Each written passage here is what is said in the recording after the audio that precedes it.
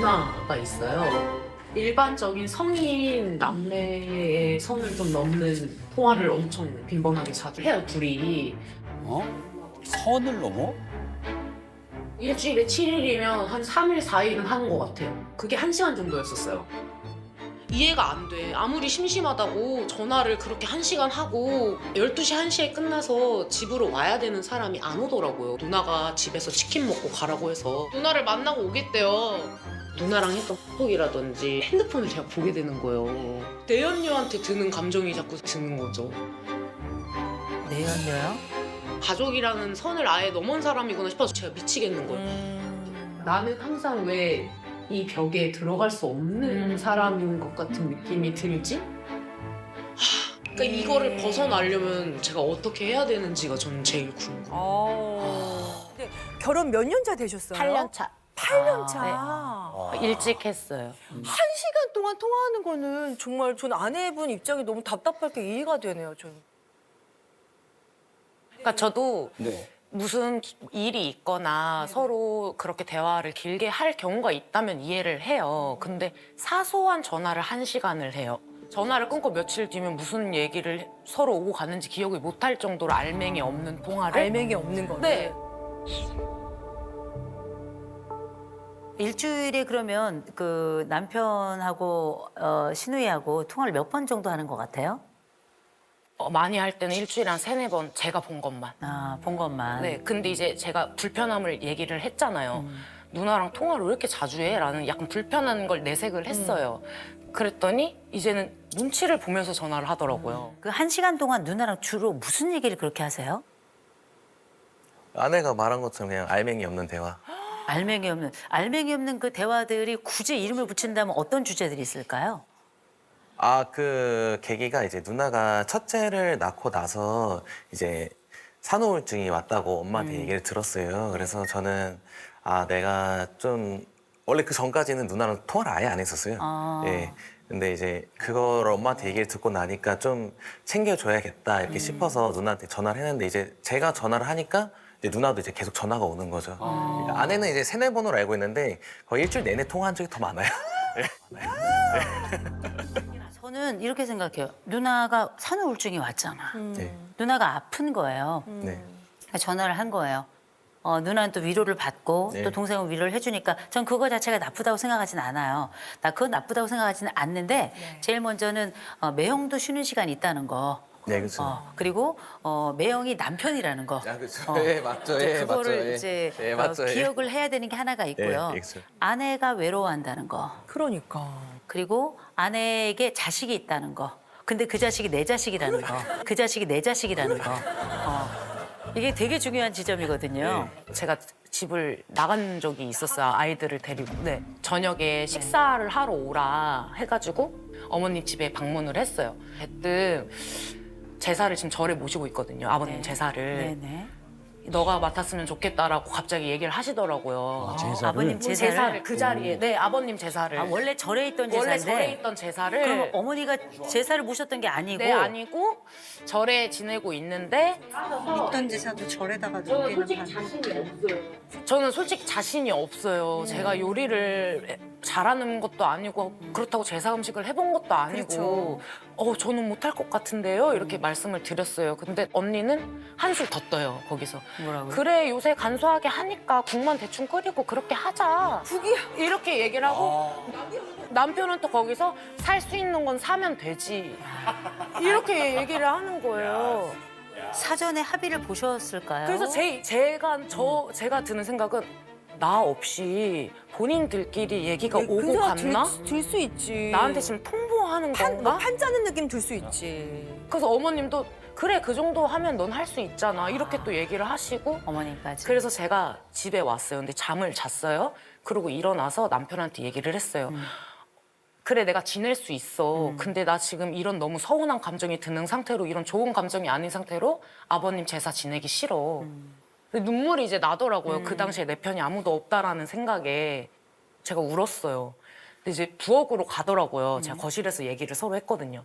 부엌으로 가서 이렇게 봤어요. 바시락바시락 소리가 나요. 네? 과자를 먹고 있는 거예요. 아내 울고 있는데. 네, 저 울면서 얘기를 훨씬 진짜 진지하게 얘기를 하고 있는데 저는 자꾸 그런 데서 서운함이 쌓이더라고요. 네. 결정적인 건 첫째 픽업 문제로 남편한테 급하게 전화할 일이 있었는데 저는 그때 일을 하고 있었고 남편은 그때 쉬는 날이어서 짬날 때마다 통화를 하는데 계속 통화 중인 거예요. 근데 일단 그 상대가 누가 됐던 간에 내가 필요로 하는 순간에 통화 중이라는 게 일단 짜증이 나더라고요. 1시간 정도가 지나고 통화 연결이 됐을 때 누구랑 그렇게 통화를 했어? 라고 물어보니까 누나라는 거예요. 그래서 일단 누르고 누나 무슨 일 있대? 라고 물어봤을 때 아니 그냥 심심해서 전화했지. 이렇게 얘기해서 제가 거기서 지금까지 참아왔던 게 이제 터진 거예요, 저도. 그래서 남편한테 나 이제 누나 못 만나겠어. 도저히 난 이제 안 만나고 싶어. 나 그만 만나고 싶어. 나만 자꾸 마음이 안 좋아져서 나 이거 안 되겠어라고 얘기를 했어요. 근데 그거를 남편이 어머님한테 얘기를 하고 일이 커졌어. 어머님이 언니한테 얘기를 하고 언니가 자기 남편한테 얘기를 해서 그 남편이 저한테 정말 깜짝 놀랄 정도로 이렇게 톡이 왔어요. 언니의 남편. 네, 매형이. 매형이. 네, 아주버님. 네네. 네. 그때 뭐라고 왔는데? 진짜 참다 한마디 하겠습니다. 자기네 가족들만 화목해지면 그만이고 다른 가족들은 불행해져도 상관없나요? 언니 지금 임신 중이고 하루하루 힘든 몸입니다. 어른이시면 어른답게 생각하고 행동하시라고요.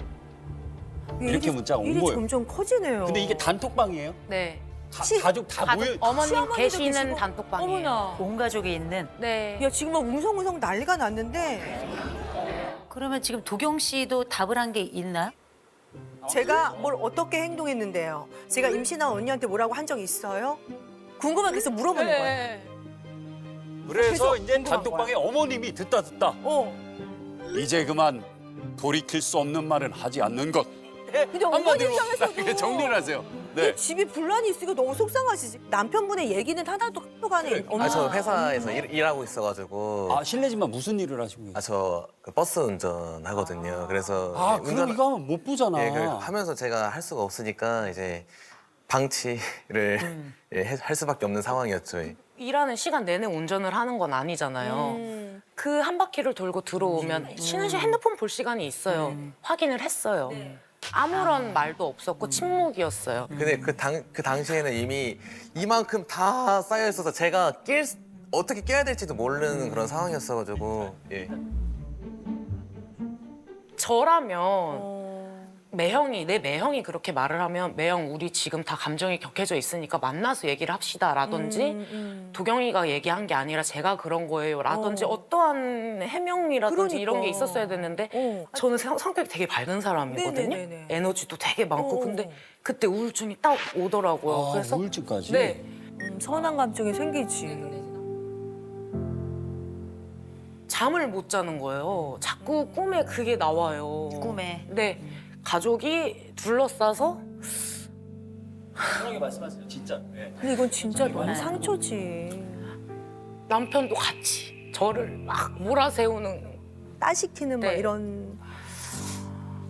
눈을 뜨면 5분이 지나 있고 또 눈 감았다 뜨면 10분이 지나 있고 이거를 한두 달 그렇게 생활을 했어요. 그랬구나. TV 예능을 틀어놔도 눈물이 막 나고 그렇게 지내서 제가 남편한테 이혼하자고 못 살겠다고 나 너무 불쌍하다고 부부 사이에 신우이가 들어와 있는 것 같단 말이에요. 부부 침대에 신우이가 들어와 있어요. 이 여자는 남편이 없어요. 아유. 아, 내가 아는 신우의 동생이 있어요. 내 남편이 아니고. 제사 문제가 또 있었잖아요. 아, 예, 그렇죠. 제사 문제 때는 가만히 계셨던 게 아니라 아예 한 수를 더 뜨셨더라고요. 아, 예, 그렇죠.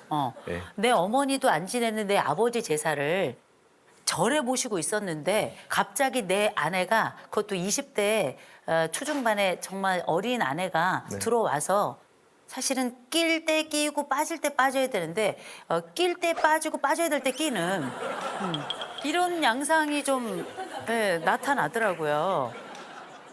근데 아내가 단톡방 얘기를 하더라고요. 아, 예. 마치 그 매형이 자기 아내에 대해서 열폭을 하는 것처럼 내 남편도 그 자리에서 내 아내한테 이렇게까지 말씀하시는 건 좀 심하지 않나요?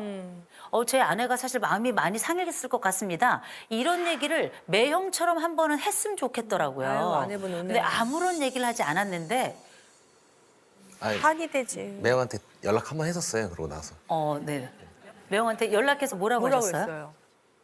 왜 그렇게 얘기를 했었냐 뭐 이런 식으로 따지듯이 얘기를 했었죠. 우리도 상처 많이 받았다. 제가 한 거죠. 이혼 서류를 내미니까 아. 그때서야 문자를 했나 하더라고요. 매형한테. 자기가 온전히 내 마음을 이해해서 화가 나서 그 사람한테 따진 게 아니고 내가 지금 이혼 서류를 내미니까 그렇지. 이거를 빨리 이제 정리를 해야 되니까 그러니까 그런 모션을 저한테 보여준 게 아닌가 이제 저는 정확하게 그거예요. 네. 정확하게. 맞아요. 왜냐면 겁나잖아요. 네, 그쵸. 네. 그러면 그거 난 아니야 뭐 이러겠어요? 당연히 겁나는 거죠. 당연한 거예요. 저는 제가 깨닫지 못하면 제가 그 완전히 제 걸로 못 받아들이면 아예 이해가 안 되더라고요. 예. 남편이 좀 독특한 검사 결과가 나왔어요. 네. 이 남자의 검사 결과는 완전히 극과 극을 달립니다. 뭐야? 그러네. 지금 이 남편이 인내력이 빵점이에요.